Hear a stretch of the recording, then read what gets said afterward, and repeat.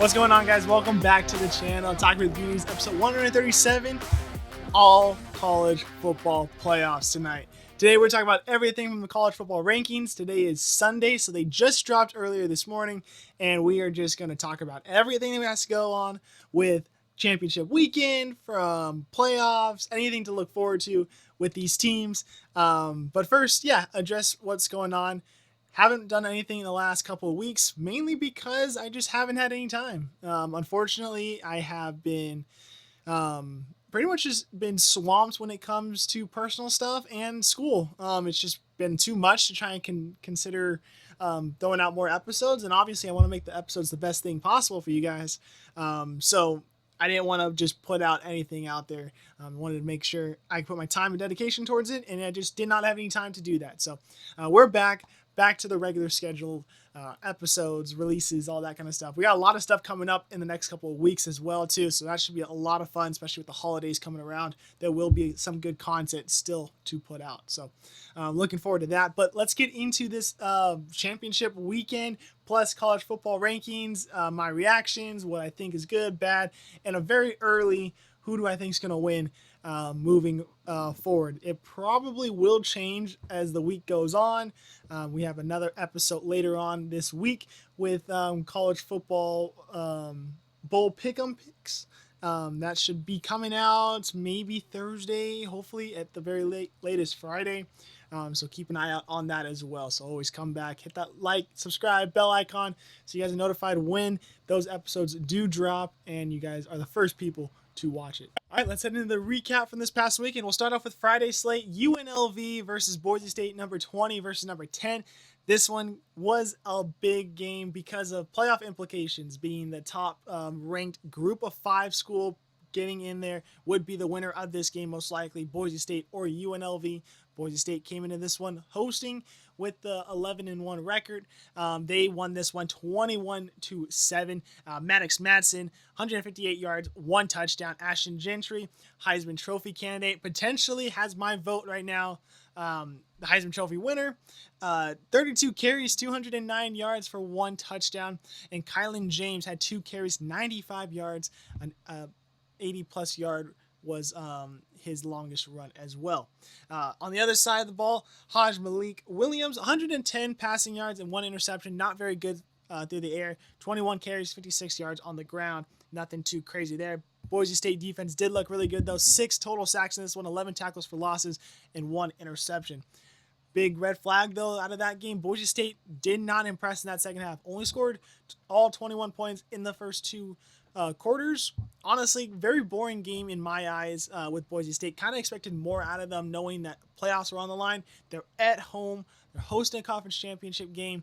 I expected more. Didn't see more out of that, so I was a little disappointed when it came to that part. But regardless, they won. They have a great chance making it into the bracket with that win. We head to Tulane and number 24, Army. Army hosting this one, their first season in the American Conference, and they won it. 35-14 win over the Green Wave. Bryson Daly, 17 pass yards, but obviously it's Army. They're not known for passing. The option play was in there. 26 carries, 126 yards, 4 rushing touchdowns. Kaini Udo, apologies for the name. 20 carries, though, for him, 158 yards and 1 touchdown. So the run game obviously was very critical for Army to win this one by that large of a score. On the other side of the ball, Darian Mensah, 209 yards passing, 2 touchdowns, 1 interception. Mario Williams on the receiving end, 6 catches, 106 yards for 1 touchdown. So it's not like Tulane didn't do too bad. Just seemed like defense could not slow down that run option. Western Kentucky versus Jacksonville State. Western Kentucky just did not show up to this one. 52-12 win for Jacksonville State and Rich Rod. Tyler Huff, 176 pass yards, 2 touchdowns, 23 carries for 167 rush yards, and a touchdown. So 3 total touchdowns for the Jacksonville State quarterback. Trey Stewart, 27 carries, 201 yards for 3 touchdowns as well. 3 receptions for 54 yards. Other side of the ball, nothing too crazy. Nothing really to even note there. Elijah Young was probably the best player for The Hilltoppers, 19 carries, 108 yards.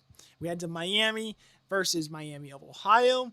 This was a big win for the Bobcats here. 38-3 win for Ohio. Parker Navarro, 235 yards, 2 touchdowns. Anthony Tyrus III, 27 carries, 151 yards for 1 touchdown for the Bobcats.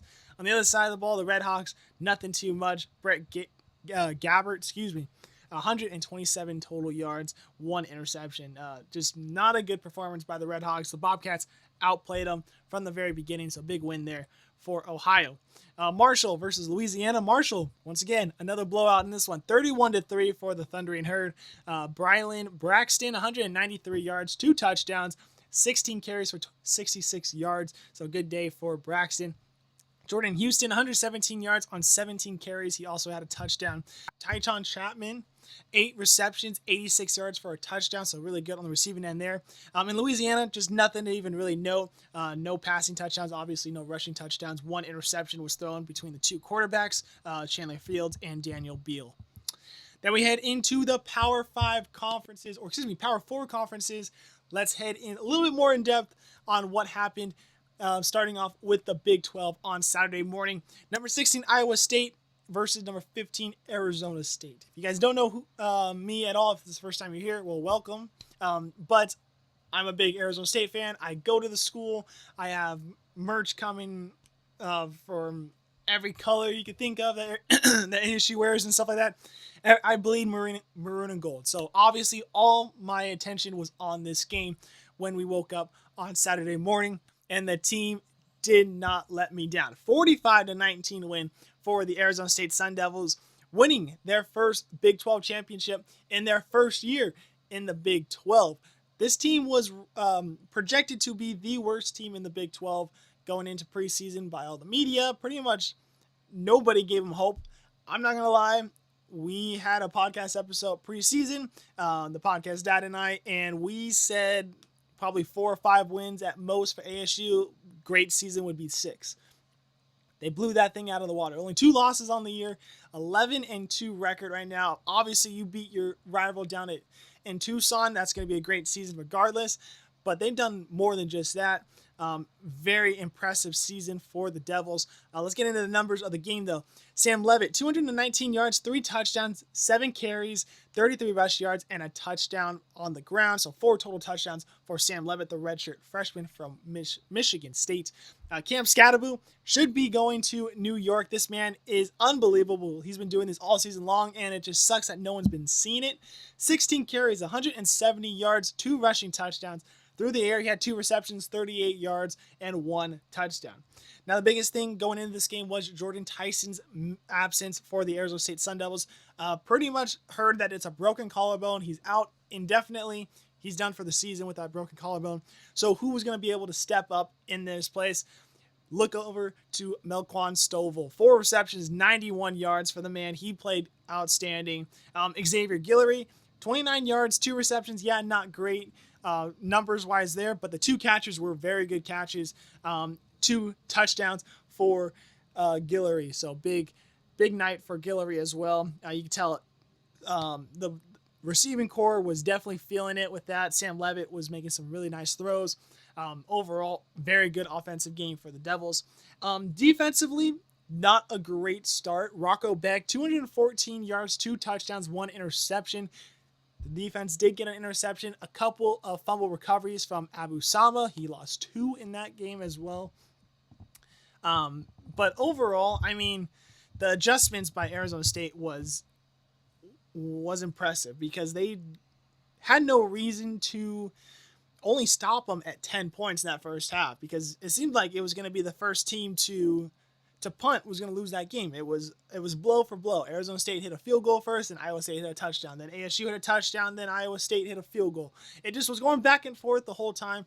ASU's adjustments looked really good, and honestly, not being able to shy away from the receiving core and the passing play honestly gave them a great opportunity to open up the the run game against Iowa State. Iowa State's not a very good run defense team. They were ready for that. You could tell in certain play calls. But when those play calls were made by the defense, Arizona State was not running the ball. They were throwing the ball on those kind of plays, and it turned out to be a very good balanced play calling by the offense there. And ASU just was very impressive, and it was a game that both teams knew if they won, they were in the playoffs. So everything on the line, and ASU impressed on a neutral site, 45-19 win by the Devils. So very awesome to watch that. What a great season by the Devils. Kenny Dillingham, you guys probably have heard his story 20,000 times. I'm not going to reiterate it, but with him being so young and ASU looking like they're going to be a potential powerhouse for the future, I'm very excited as an Arizona State Sun Devil fan. Very excited. And that leads into the SEC title game where we had number 5 Georgia versus number 2 Texas. This one came down to overtime. A very, honestly, boring game up to about the third, fourth quarter area. Georgia and Texas just were not impressive. Offensively, just could not start it going. The engines were not running well. Carson Beck left after the first half. At the last play of the half, though, in a Hail Mary, it looked like his arm kind of went forward, but his elbow did not go as well. Eerily similar to the Brock Purdy injury that we saw last year in the playoffs for the NFL, or 2 years ago, I guess now. And he needed Tommy John surgery on that elbow. I'm not saying Carson Beck's going to need Tommy John surgery and he's done for the season, but I'm just saying it's very similar to what happened to Brock Purdy. I would not be surprised to hear that Beck will not be ready for the rest of the playoffs. And if he does, he might even need surgery and potentially could not even be ready for the start of next season if that is the injury. So that could be a scary thing for Georgia Bulldogs. They had Gunnar Stockton step up, only had 71 yards in that second half. Did not throw a touchdown pass, threw an interception as well. Trevor Etienne, they had to pretty much fall back to him a lot. He was not 100% healthy in this one, but Trevor, 16 carries, 94 yards, and 2 touchdowns in the end. So good enough to help out the Georgia Bulldogs.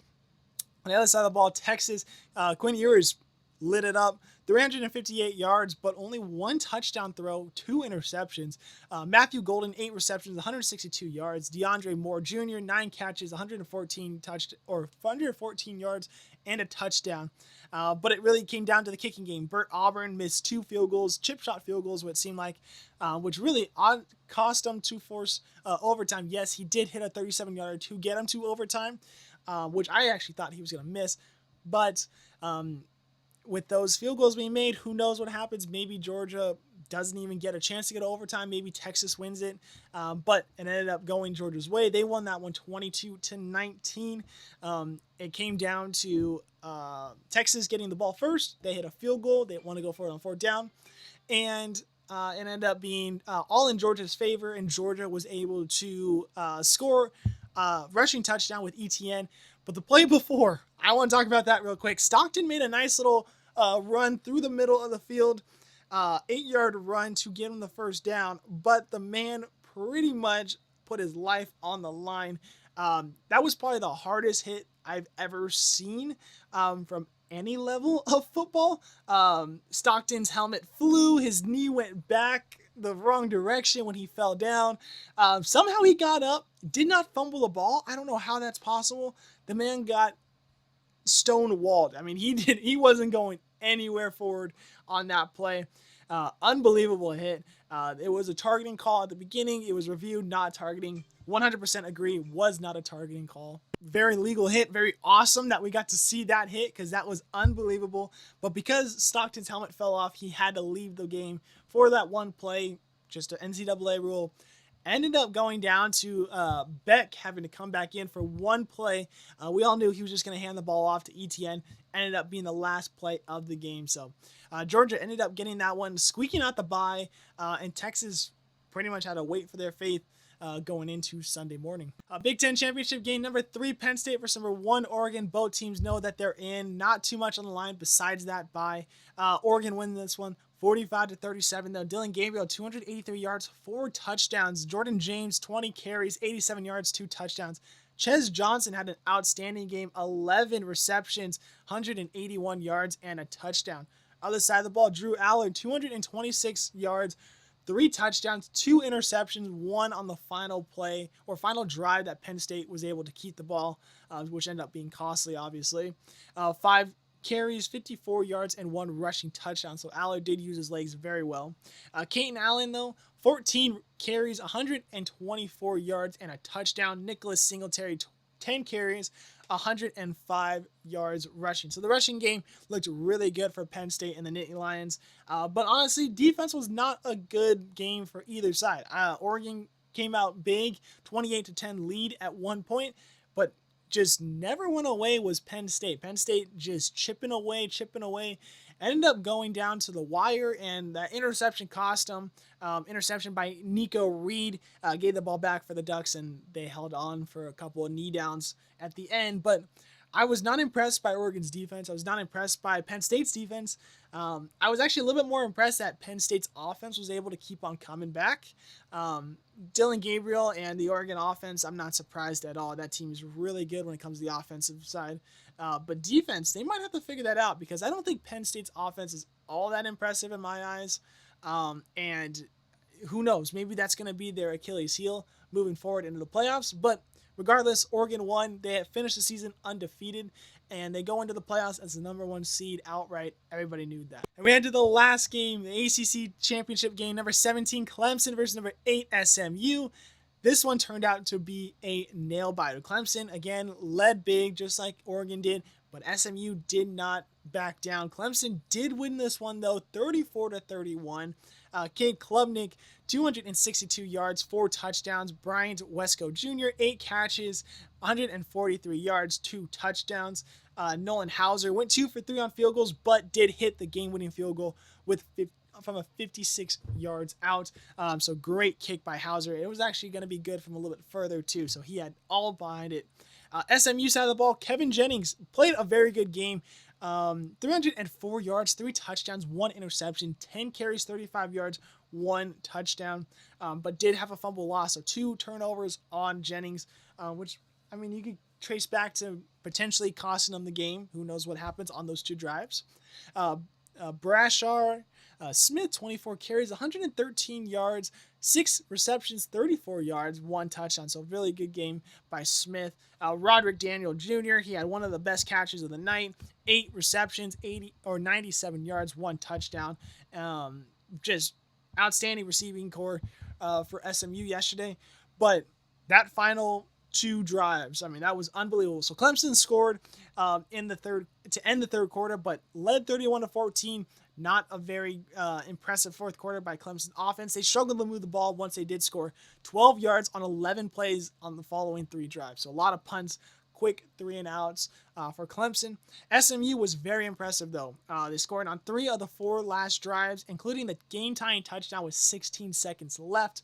The tying drive was executed perfectly, I thought. I mean, 16 plays, 79 yards, 3 minutes and 49 seconds. Really left them no time, and it seemed like everybody was ready for overtime with this game. Ensuing kickoff, Adam Randall decided he was going to return the ball 41 yards to Clemson's 45-yard line with not a lot of time left. Enough for one play. You call a timeout, and it was executed perfectly. A 17-yard pass to set up that 56-yarder for Nolan Hauser, and he absolutely drilled it. And Clemson stole a playoff spot from potentially Alabama when it came down to that, but was able to get in and win the ACC when a lot of people did not expect Clemson to be winning the ACC. They thought it was going to be SMU and Miami. I thought SMU was going to win that based off of how that fourth quarter was going.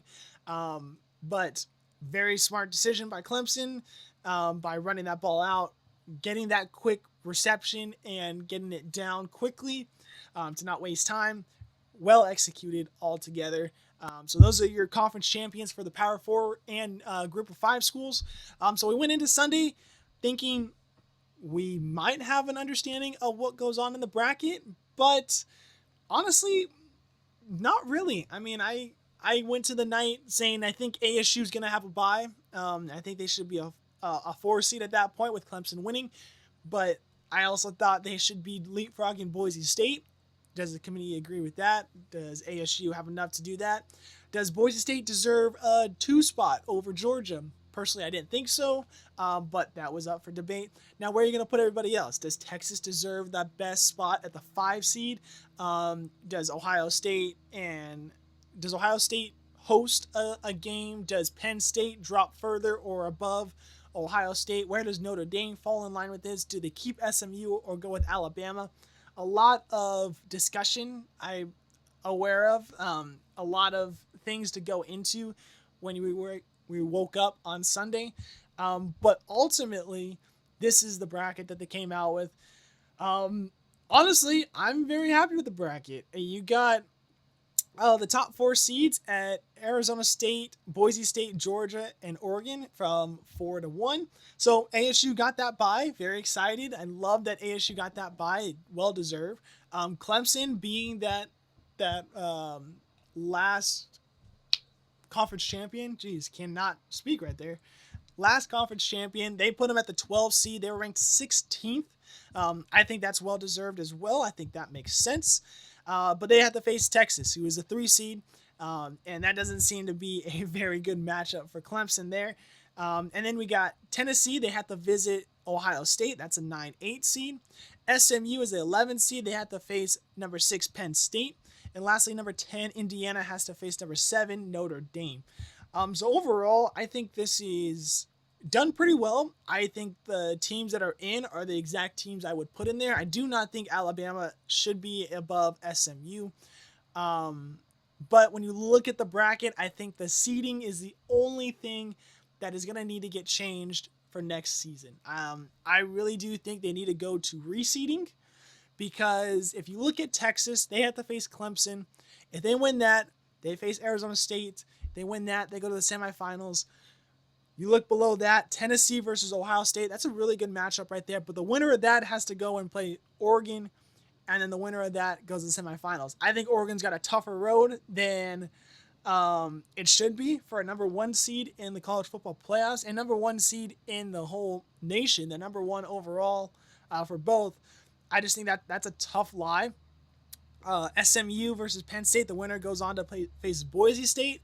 If you're Penn State, you're pretty much very excited because I think they could beat Boise State. I think SMU is a team I don't want to face right now, though, especially what they did against Clemson. I don't think you want to face that team, so that might be a sneaky double-digit seed making it to the next round, but I don't know. Just something to note there. And lastly, Indiana versus Notre Dame. The winner of that goes to Georgia. That's tough, too, because I don't know if Notre Dame is championship caliber, but they seem to always get themselves close. I mean, whether they finish it off or not, that's up to them. But it seems like Notre Dame's always in there, and I think they're better than Indiana, so I really do think we're going to see a Notre Dame-Georgia matchup. That's going to be tough for Georgia, especially if they don't have a quarterback. So just something like that to note. But, yeah, overall thoughts. Let's get into everything. The committee got it right. That was my number 1 that I wrote here. The committee got it right. Alabama should not be in above SMU. I think they shouldn't even really be above Arizona State, Miami, Ole Miss, and South Carolina. Alabama is ranked 11th. If you look at those rankings on the left side there, the 1 through 12 on the CFP, although that is 1 through 12 on the CFP, that is not the rankings and when it comes to the seeds. So that's the only reason why Alabama is on that little list there, and they are not in the bracket because they're the first team out. Miami is the second team out. But I don't think Alabama is better than Arizona State. I don't think they're better than Miami, and I don't think they're better than Ole Miss and South Carolina. I think they're all around the same area there, but I do not think they're an 11-ranked team in the country. They had 3 losses. Yes, they're not terrible. The SEC is a good conference, but Alabama I just think is overhyped when you look at all that. So I'm just glad at least they didn't make the playoffs, because I think I would have been more angry to see them make the playoffs than to see them just miss as the first team out. So seeding wise, let's look at it. Oregon versus Georgia, I think are fine. I think 1 and 2 just like that is fine. I think Georgia has proven to be a top school. Oregon, obviously you're undefeated. You're the only undefeated team in the nation. Yeah, you deserve that number 1 spot. So got nothing, no problems there. The only problem I do have, if we have any, Georgia could be treated as kind of like a Florida State from last year. They lost their starting quarterback. Their backup quarterback honestly was not that impressive. So they could have put Boise State or Arizona State above Georgia, but you know that Boise State is not going to get put above Georgia, and neither is Arizona State. Not the way the committee is, not against the SEC and the Big Ten. So they weren't going to get that kind of treatment, but just wanted to throw that one out there. Boise State above Arizona State, to me, is absolutely bonkers. Obviously, I watch Arizona State every week. I know exactly what's going on with the team, defensively, offensively, special teams, coaching staff. I have a lot of good friends that help out with the team, and I get a little bit of inside sources on what's going on there. So I know a lot that's going on with Arizona State. Boise State is not a school that I watch very often, but because they have Ashton Gentry and what they've been doing all season long, I have been following them more than I do in the previous years. But let's just go down the facts here. Boise State hosted the Mountain West Championship game. Only scored 21 points against UNLV, which is a lower ranked team compared to what Arizona State had to deal with on a neutral site against the 16th ranked Iowa State. UNLV 20, Iowa State 16. What does that mean? Iowa State's technically a better team in the CFP eyes against UNLV. Boise State's already beat them once. Not a very impressive win, but they did win that. They only scored 21 points altogether, and that was only in the first half. They didn't even score at all in the second half. Defense did look good, I'll give them that, but was the defense good or was UNLV bad? I mean, I thought it was a very boring game altogether. Gentry was fun in the first half, but he didn't really spark me to watch it that much in the second half, where Arizona State did not stop at all. I mean, you looked at that game, they scored 45 points. They scored in every quarter, did not slow down whatsoever, had some big explosive plays from their running back, Cam Scatterbu, who should be going to New York for the Heisman Trophy ceremony. So just based off of those games alone, Arizona State was way more impressive than Boise State. And I don't know what ASU has to do to prove that they're better than Boise State, or even just better than some of these teams that they have ranked ahead of them, like Indiana, like Alabama, in the committee's eyes. But if you're going to be part of this committee, you might have to stay up later than expected before your bedtime, because you got to start watching the West Coast teams, because obviously they're going to watch Oregon because Oregon's in the Big Ten now. But Arizona State has been impressive all season long, and they haven't got any respect from most of the media. And that's just, I think it has to do with them being in the Big 12. It has to do with them being on the West Coast. So that bothers me as well. But we move on to the next numbers. ASU pretty much had a better strength of schedule altogether in the Big 12 than the Mountain West. Yes, Boise State was able to go undefeated in the Mountain West and win their conference champion. ASU went 11-1 this season if you take out the one game that they didn't have with their starting quarterback, which was the game against Cincinnati where they lost 24-14. Cincinnati at the time was a very good team. They were going to be a contender for the top of the conference. Ended up not being the case near the end of the season, but Cincinnati was a very respectable opponent at the time. Their only loss with Sam Leavitt in was Texas Tech on the road, 30-22, and they came back in that game as well. They just ran out of time. They waited just a little too long to start scoring in that one. But ASU, 2 tough losses in a tougher opponent or a tougher conference compared to the Mountain West. Everyone is mentioning, Boise State lost to a Oregon team and they lost by a field goal at the end. Yes, but if we look at that team that Oregon had, that is not the same team that Oregon has now. I mean, obviously, yes, it's the same opponent, it's the same players and stuff like that. But Oregon played Idaho the week before, did not look good, did get a win, but did not look good. Then faced Boise State at home, did not look good. Boise State's able to pretty much keep it close, ended up not winning in that case. But that Oregon team is not the same Oregon team as what we saw last night against Penn State. And I just think that's not taken into consideration enough. So that is something that people are looking at and be like, they almost beat Oregon. Oregon's not the same Oregon. This Oregon team is a lot better now. And I think if Oregon faced Boise State now, I don't think that scoreline is anywhere near where it was week 2 of the college football season. I mean, we're in week 14, 15? I mean, that was a long time ago. That was the beginning of the school year. You're still learning your teachers' names at that time. I mean, I don't think that game should really be looked at as much as it is. And then when you look at like conference seedings and stuff like that, a lot of people look at common opponents. Does this team deserve to be higher because they beat this team better than the other team? Well, ASU and Boise State do have a common opponent this year, shockingly. It was Wyoming. Not a good team, but ASU took care of business. They won by 41 points week 1 against Wyoming. What did Boise State do? They only beat them by 4. I don't know. You got a common opponent right there, a like for like.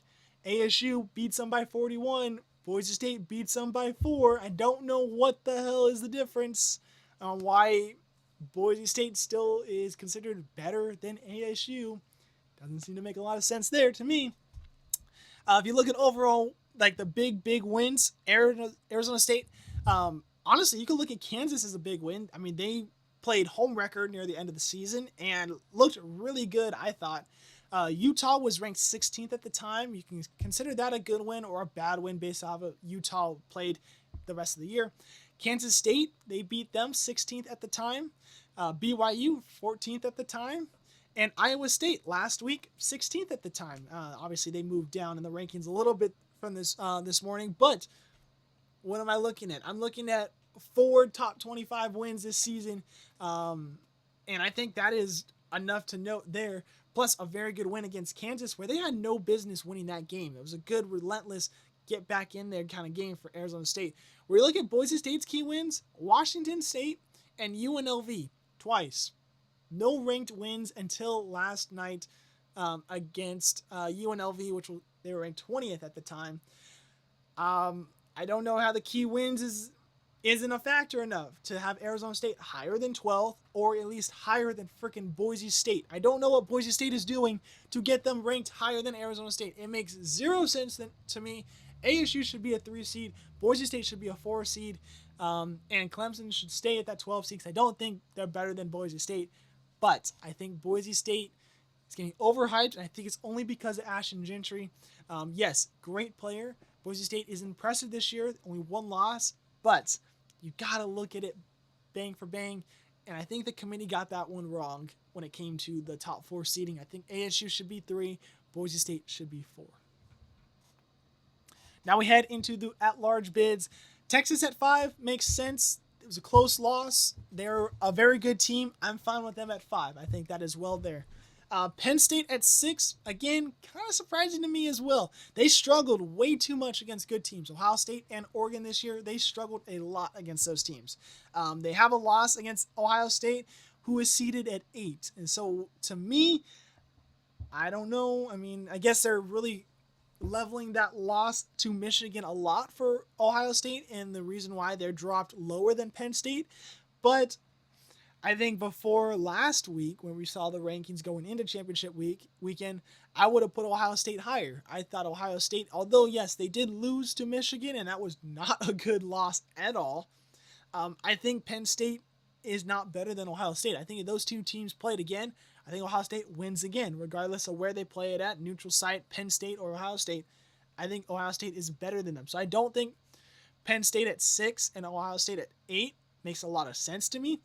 But you got Notre Dame in between those two at number 7, and I think Notre Dame is better than Penn State. So I would put Notre Dame at 6, Penn State at 7, Ohio State at 8, based off of what the committee's talking about. But I would even leapfrog Ohio State at 7 and put Penn State at 8. I don't think besides them losing their conference championship game, would be tough to put them from 3 all the way down to 8. It would be harsh telling them that just because you lost your conference championship game, you're going to drop that much. So I think that's probably the only logical stat to keep them at 6. But I don't think they're better than Ohio State and better than Notre Dame. I don't think that's going to happen. I don't think they're better than those two. Tennessee at 9, Ohio State at 8. Who's going to host? I think this is really just a coin flip. Obviously, I'm an Ohio State fan. If you guys did not know, I was born in Toledo, Ohio. Did not live there for very long, but I'm using that as my excuse to be an Ohio State fan for years now. And obviously, I'm happy. I want to see Ohio State move forward. So I would like them at 8 over Tennessee. But I really do think it's a coin flip. I think both teams made a good argument to hosting at the 8 seed. But I do think Ohio State does have a little bit better of a resume. I mean, their losses are to Oregon and Michigan. Michigan's not a very good team, but Tennessee has a loss against Arkansas, which is not a very good team, and Georgia, which is the number 2 seed in the playoffs. So you got 2 teams, Georgia and Oregon, that beat Ohio State and Tennessee. Both teams are very good. So you take those ones out, let's say cancel them out. So you say which loss is better, Arkansas or Michigan? And the committee pretty much said the loss to Michigan was better than the loss to Arkansas. And I'm not surprised the committee said that. National champions from last year, big rivalry game, but you lost at home, and it wasn't a very impressive home loss. I think Michigan's loss is a little bit worse than Arkansas, so I could definitely see Tennessee hosting that 8 spot. But once again, I think it's a coin flip game. The loss to Oregon was only by 1. The loss to Georgia was by 14. So that could have played a little bit of a role there. Indiana at 10. I don't know where else you're going to put them. Maybe you could put them at 11, to be honest. I don't even think Indiana deserves a spot in the playoffs. I don't think they're all that impressive. They're good. They just have a good record. They're kind of like what I think with Boise State a little bit.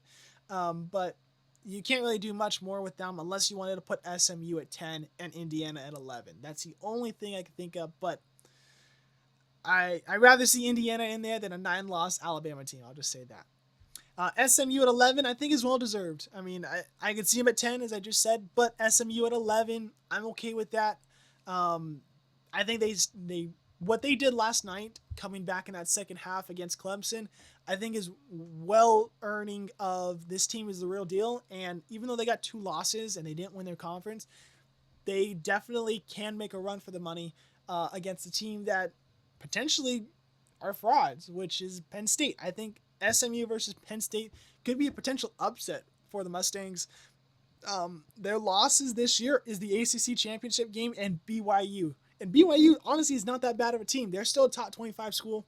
They lost that one by 3, and that was earlier in the season, too. So you can kind of look at that as how I'm looking with Oregon and Boise State as good team. They just didn't finish off the season very well. But once again, I'd rather see SMU over a 3-loss team. And you got a 3-loss Power 4 team versus a 1-loss or 2-loss Power 4 team. I think there's no doubt that SMU deserves to be in there over Alabama, over Miami. So congrats to the Mustangs. I think that's a perfect spot for them, to be honest. And last seed, Clemson at 12. I think it's perfect. I got no problems with it. I don't think they're better than the 11 and 10 seeds. So I think that's exactly where they should be. All right, so early predictions. Let's just go into the bracket real quick. What are my predictions for it? So we'll start off at the top. Number 12, Clemson versus number 5, Texas.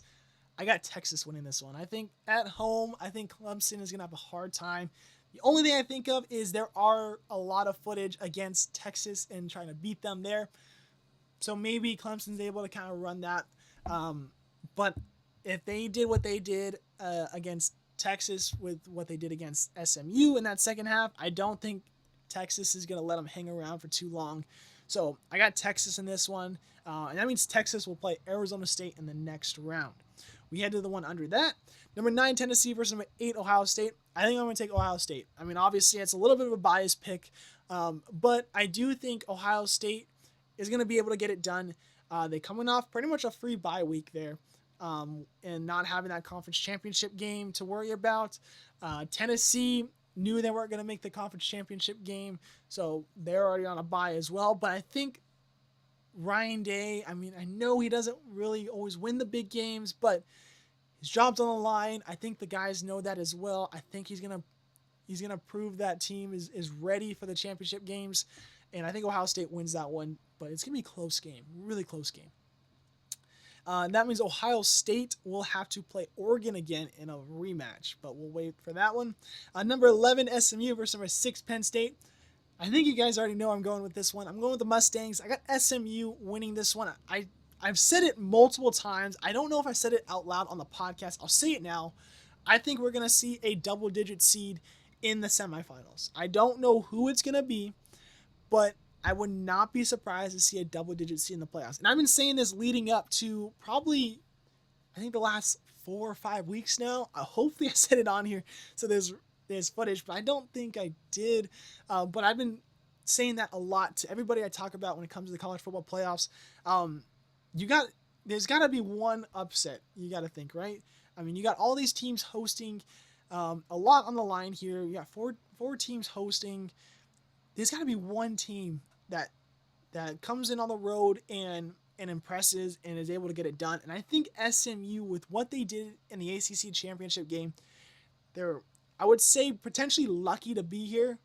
Even though I think they deserve to be here. For some eyes, I think they could be lucky to be there.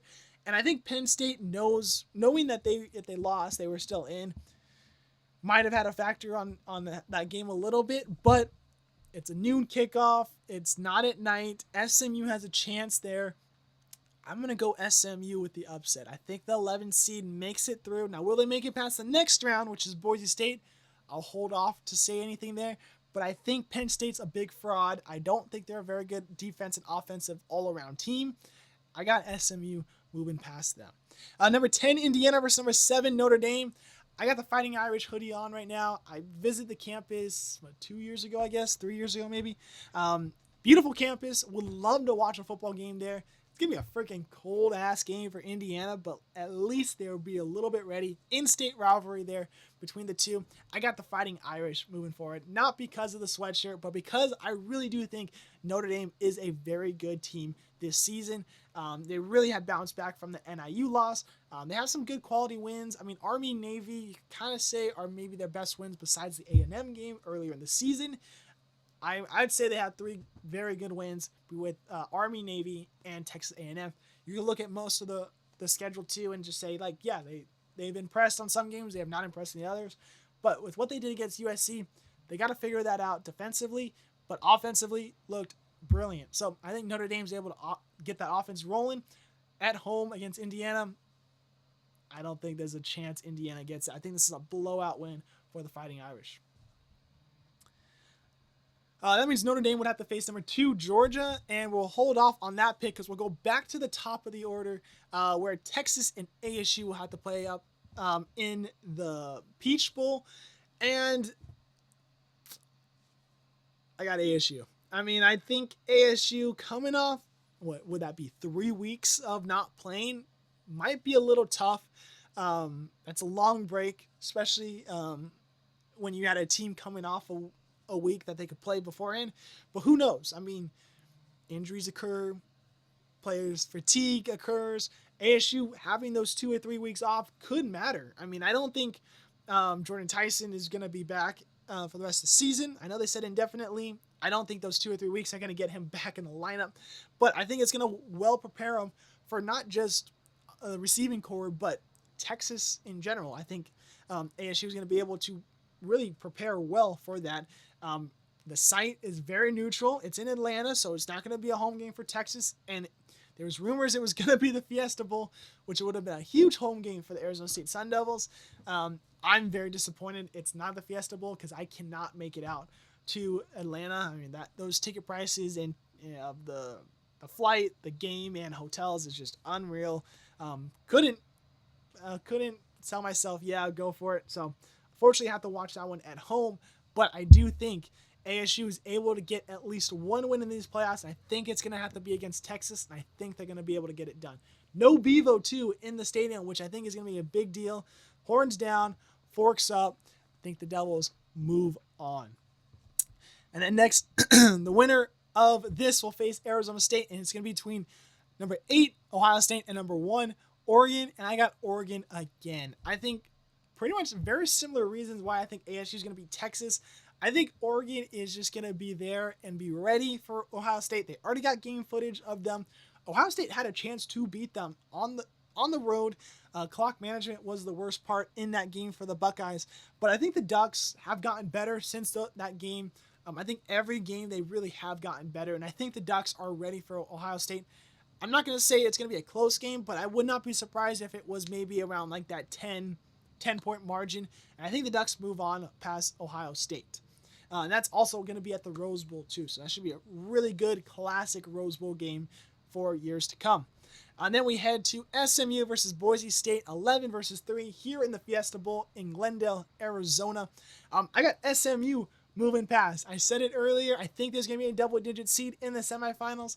And looking at all the double-digit seeds, I think SMU has the best chances to make it to the semifinals against a Boise State team who I think has a chance to be something, but I don't think this year. I think SMU, if they're going to make it past Penn State, the game against Boise State is going to be so much easier.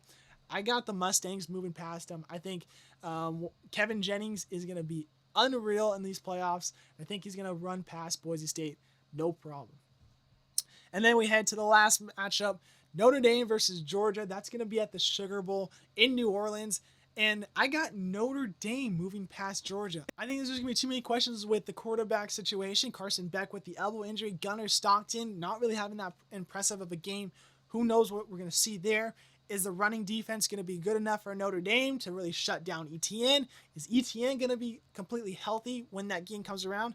A lot of question marks for Georgia that I just do not want to run with. So I got Notre Dame. I think Notre Dame, 7 seed, they get past it. That one to me is going to be a little bit of a closer game, but I think the Fighting Irish do make it past them. So then we have ASU versus Oregon, 4 versus 1.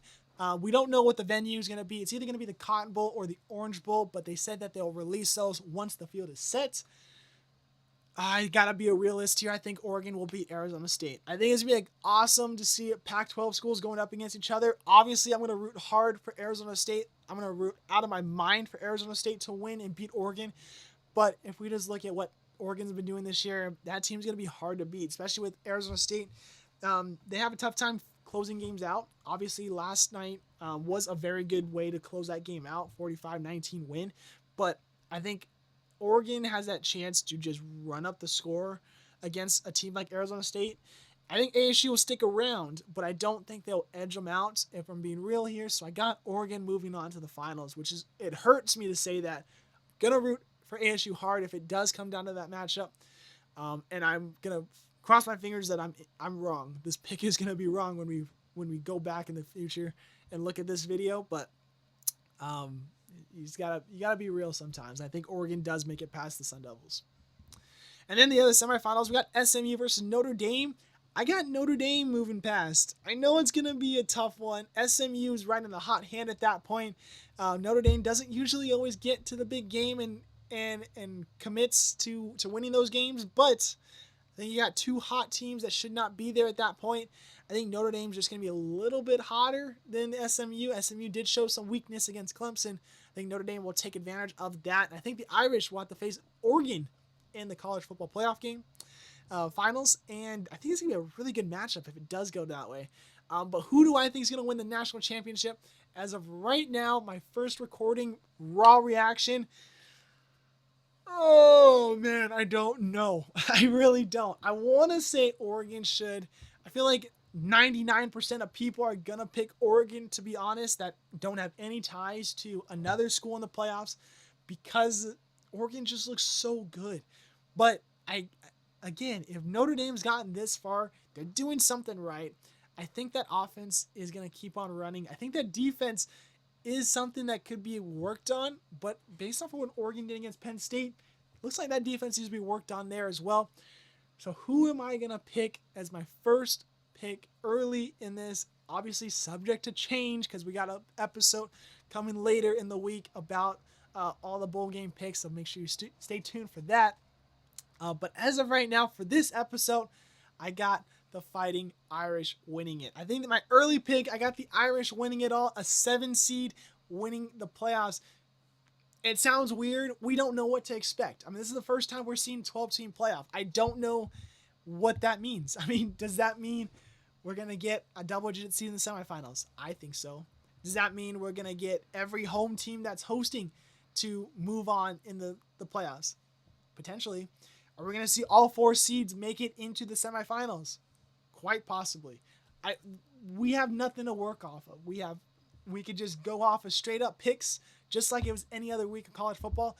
And I think if that is how you guys are looking at it, I think you guys could be real and say, yeah, I think you could see a chance that Notre Dame does beat Oregon.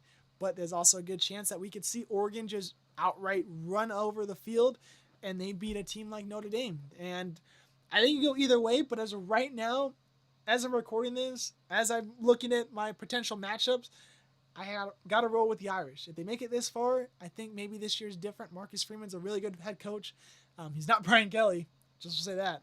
So I think the Irish do make it past and win it all and host the first ever 12-team playoff championship. Would be interesting. Would be very surprised. Even though I did pick them, I would be very surprised based off of their past history. But just something to keep an eye out. But who do you guys think is going to win? Do you think my picks are good? Do you think they're bad? Are they even worth to put out on the internet? Are they too out there? But what are you guys' thoughts? Let me know in the comments. But appreciate you guys listening to this episode. Thank you guys for sticking around this long. I know it's a long episode, but it's been a while since we've talked on the channel, so it's been nice just to sit down and record a sports episode. So I appreciate you guys listening to this one. Have an awesome weekend. Check out later episodes on this week. We got the Wednesday news coming out on Wednesday, obviously, and then we got the college football pick'em episodes with potentially 3 guests, it sounds like. So we're gonna have 4 picks for each game, so that should be a lot of diverse picks there. We're also going to talk about the college football playoffs in those picks as well. So you'll not just get my opinions from this episode plus the that episode, but you'll get 3 other opinions as well. So should be a really fun episode to do there. So we got 3 episodes this week. You guys are being spoiled this week. So make sure you guys hit that like, subscribe, bell icon so you guys are notified with that. And if you guys are on Spotify or Apple Podcasts, go check out the YouTube channel because we do episodes that are only on YouTube only. So if you guys want, go check out the channel. We got fun stuff out there like tier list and Sports Jeopardy that you guys would love. And make sure you guys go check out. So appreciate you guys listening to this one. Have an awesome weekend, and we'll see you guys later.